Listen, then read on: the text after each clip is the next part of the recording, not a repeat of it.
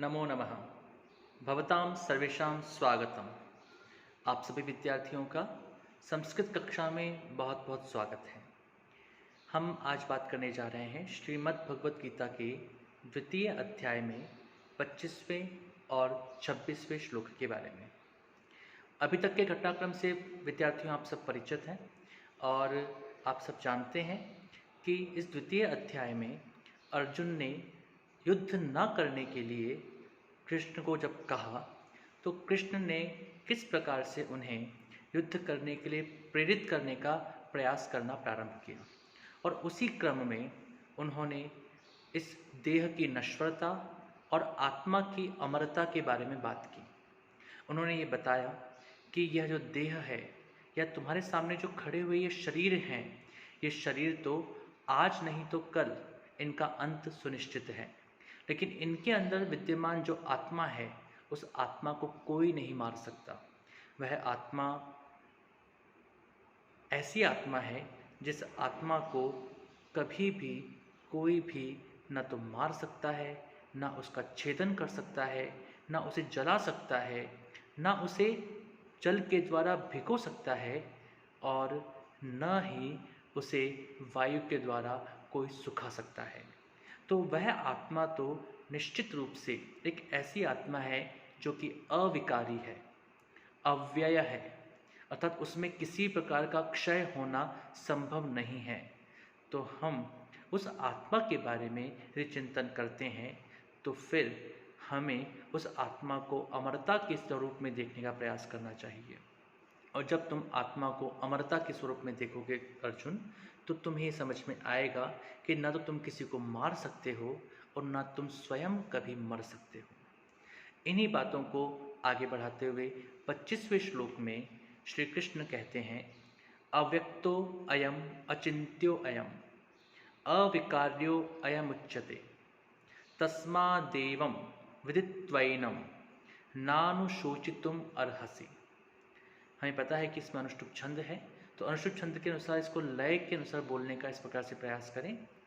अव्यक्तो यम चिन्त्यो यम विकार्यो यम युच्यते तस्मादेवं विदित्वैनं नानुशोचितुमर्हसि। वे कहते हैं कि आत्मा अव्यक्त है, अचिंत्य है, निर्विकार है और ऐसी उस आत्मा के लिए शोक उचित नहीं है, अर्थात तुम ऐसी आत्मा के लिए शोक कदापि नहीं कर सकते। इसका अन्वय कुछ इस प्रकार से होगा, अयम अव्यक्तः अयम अचिन्त्यः अयम अविकार्यः उच्यते तस्मात् एनम एवं विदित्वा त्वम अनुशोचितुम न अर्हसि। इसके शब्दार्थों को देखते हैं। अयम अर्थात यह आत्मा के लिए प्रयोग किया गया सर्वनाम है, तो यह आत्मा अव्यक्तः अव्यक्त है, अर्थात इंद्रियों के द्वारा इसको अविषयी कहा गया है, अर्थात यह इंद्रियों का विषय नहीं है, इंद्रियों के द्वारा व्यक्त हो सके ऐसी यह आत्मा नहीं होती। अयम यह आत्मा अचिन्त्यः अचिन्त्य अर्थात यह मन का विषय भी नहीं है। आप इसको मन से सोचने का प्रयास करें या मन से जानने का प्रयास करें, आप उस आत्मा को मन से भी नहीं जान सकेंगे। ये मन के द्वारा भी चिंतन करने योग्य नहीं है। अयम यह आत्मा अविकार्यः अविकारी है, अर्थात विकार से रहित है, अर्थात न तो इसमें क्षय हो सकता है और ना ही इसमें वृद्धि हो सकती है, न बदलने वाली आत्मा है। उच्यते कही जाती है, अर्थात यह आत्मा अव्यक्त कही जाती है, अचिंत्य कही जाती है और अविकार्य कही जाती है। तस्मात् इसी कारण, हे अर्जुन, एनम इस आत्मा को, एवं इस प्रकार से, विदित्वा जानकर, विदित्वा शब्द में विद धातु है और त्वा प्रत्यय का प्रयोग किया गया है। त्वा प्रत्यय जहाँ पर भी आता है वहाँ पर करके अर्थ हो जाता है। जैसे पट से पठित्वा बनता है, चल से चलित्वा, खाद से खादित्वा, हस से हसित्वा, उसी प्रकार से यहाँ पर विद धातु से विदित्वा रूप बनकर क्या है, और विद का अर्थ होता है जानना, तो त्वा प्रत्यय लगने पर इसका अर्थ हो जाएगा जानकर। तो उस आत्मा को इस प्रकार से जानकर, इस स्वरूप में जानकर त्वम तू अर्थात तू हे अर्जुन तू अनुशोचितुम उस आत्मा के प्रति शोक करने के लिए, अनुशोचितुम इस शब्द में अनु उपसर्ग है, शुच धातु है जो कि शोक करने के अर्थ में आती है, दुखी होने के अर्थ में आती है, और तुमन प्रत्यय का प्रयोग किया गया है। तुमन प्रत्यय जहाँ पर भी आता है वहाँ पर के लिए अर्थ लगता है, और यहाँ पर भी उस आत्मा के बारे में शोक करने के लिए तुम न अर्हसी, तुम योग्य नहीं हो, तुम्हें उसके बारे में शोक नहीं करना चाहिए, उसके बारे में शोक करना कदापि उचित नहीं है। इस भाव को लेकर के इस श्लोक के बारे में यहाँ पर कहा गया है अर्जुन को। तो हम देखते हैं कि अर्जुन को श्री कृष्ण ने स्पष्ट रूप से बात कही कि उस आत्मा के बारे में शोक करना कदापि उचित नहीं है, क्योंकि वह आत्मा इंद्रियों के द्वारा देखी या जानी नहीं जा सकती, इसलिए उसे अव्यक्त कहा गया है। वह आत्मा अचिंत्य है क्योंकि उसे मन का विषय नहीं बताया गया है, वह मन का विषय भी नहीं है, और वह आत्मा अविकार्य है क्योंकि उसमें किसी प्रकार का विकार भी उत्पन्न नहीं हो सकता। तो इसलिए हे अर्जुन, तुम्हें इस आत्मा के विषय में शोक करना, दुखी होना तुम्हारे लिए कदापि उचित नहीं है। इसी के बाद में जो अगला श्लोक है उस 26वें श्लोक को इस प्रकार से कहा गया है, अथ चैनम नित्य जातम नित्यम वा मन्यसे मृतम तथापि त्वं महाबाहो नैवं शोचितुमर्हसि। इसको यदि हम लय में बोलने का प्रयास करें तो इस प्रकार से बोलेंगे, अथ चैनम नित्य जातम नित्यं वा मन्यसे मृतम तथापि त्वं महाबाहो नैवं शोचितुमर्हसि। तो यहाँ पर आत्मा को जन्मने और मरने वाला मानने पर भी शरीर की अनित्यता को समझकर शोक करने का निषेध किया गया। इसमें थोड़ा सा श्री कृष्ण ने और आगे बढ़कर बात कही है। और कई बार क्या होता है कि हम बहुत उन्नत कोटि का विचार नहीं रख पाते, तो यहाँ पर श्री कृष्ण कहते हैं कि हो सकता है कि तुम्हें आत्मा की अमरता या आत्मा के बारे में चिंतन मनन करने का या आत्मा के बारे में उस स्तर तक तुम नहीं पहुँच पा रहे हो आज। कोई बात नहीं अर्जुन, मैं तुमको उससे भी सरल रास्ता दिखाता हूँ।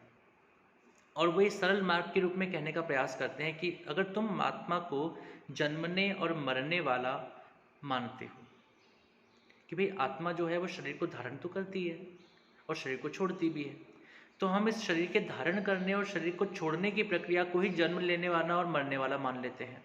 ठीक है, अगर तुम ऐसा भी मानते हो और तुम इसी के आधार पर आत्मा का जन्म और आत्मा की मृत्यु को स्वीकार कर लेते हो, वैसे तो ये उचित नहीं है, लेकिन फिर भी यदि तुम ऐसा कर रहे हो तो भी तुम यहाँ पर जो शोक कर रहे हो वो शोक का उद्लक्ष्य या शोक का कारण जो है ये सामने खड़े हुए देह हैं, ये सामने खड़े हुए शरीर हैं। आत्मा तो जन्म लेगी और मरेगी, आत्मा तो शरीरों को धारण करेगी और शरीरों को छोड़ेगी, ये तो क्रम चलना है, इस क्रम को तुम रोक नहीं सकते। और जो सामने खड़े हुए देह हैं, इस तरह के देह भी इस सृष्टि में बनते रहेंगे और नष्ट होते रहेंगे क्योंकि ये नश्वर है। तो आत्मा का जन्म लेना और आत्मा का मरण अर्थात आत्मा का शरीर को छोड़ना अर्थात आत्मा का शरीर को धारण करना और शरीर को छोड़ना एक ऐसा क्रम है जिस क्रम को तुम रोक नहीं सकते। ये क्रम निरंतर चलने वाला क्रम है, ये क्रम निरंतर रहने वाला क्रम है, इसलिए इसको नित्य कर्म कहा गया, नित्य स्थिति कहा गया है। और दूसरी तरफ जिन शरीरों के बारे में तुम चिंतन कर रहे हो, इन शरीरों को तो नश्वर कहा गया है क्योंकि ये तो निश्चित रूप से नष्ट होने वाले हैं।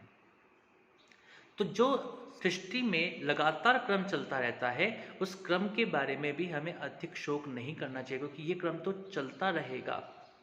एक बच्चा जो होता है वह जन्म लेता है, उसके बाद शिशु अवस्था को प्राप्त करता है, शिशु अवस्था के बाद में वह बाल्यावस्था को प्राप्त करता है, फिर युवावस्था को पहुंचता है, फिर वह प्रौढ़ावस्था तक आता है, फिर वृद्धावस्था को प्राप्त करता है। एक सामान्य क्रम है और जिस प्रकार से सामान्य क्रम, इसके लिए हम किसी प्रकार का चिंतन शोक दुख नहीं मनाते हैं कि अरे बच्चा तो शिशु से अब बाल्यावस्था को पहुंच गया, ये तो युवा से वृद्धावस्था को पहुंच गया। ये एक सामान्य क्रम है और यह क्रम सृष्टि में रहना ही है, होना ही है।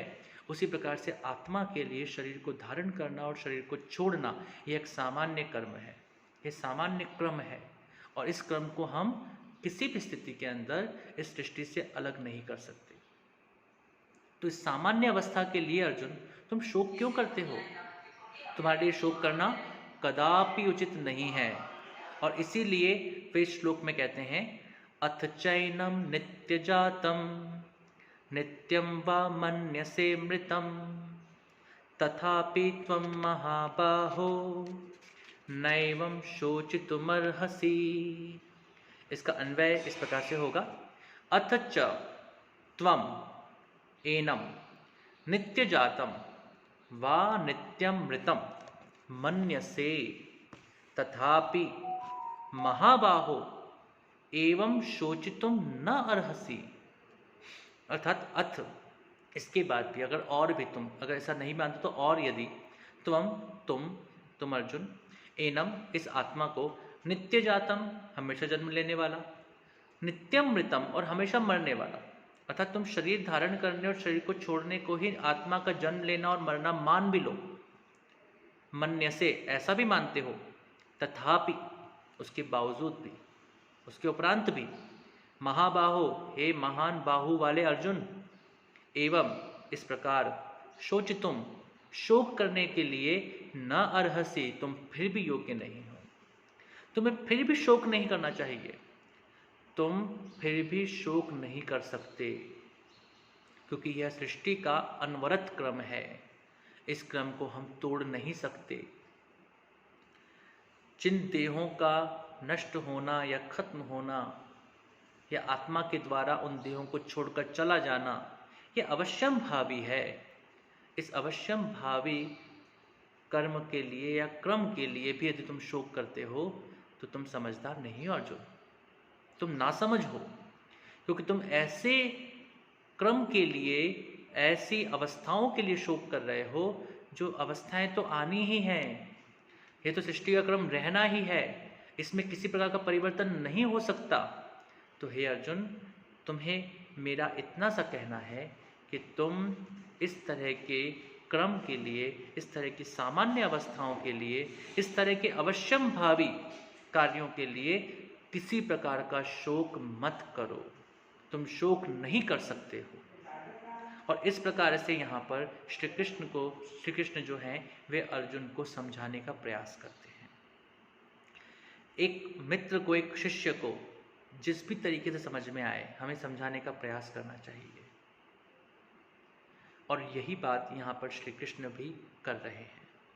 और बहुत ही सुंदरता के साथ, सहजता के साथ, सरलता के साथ श्री कृष्ण के हृदय पर, श्री कृष्ण के मन और बुद्धि पर वह एक प्रकार का ऐसा संदेश देना चाहते हैं जिस संदेश को प्राप्त करके न केवल अर्जुन बल्कि इस सृष्टि में उत्पन्न होने वाले हम जैसे प्रत्येक मानव आत्मा के, जन्म के, मृत्यु के और इस सृष्टि के उद्देश्यों को भली भांति समझ सकें।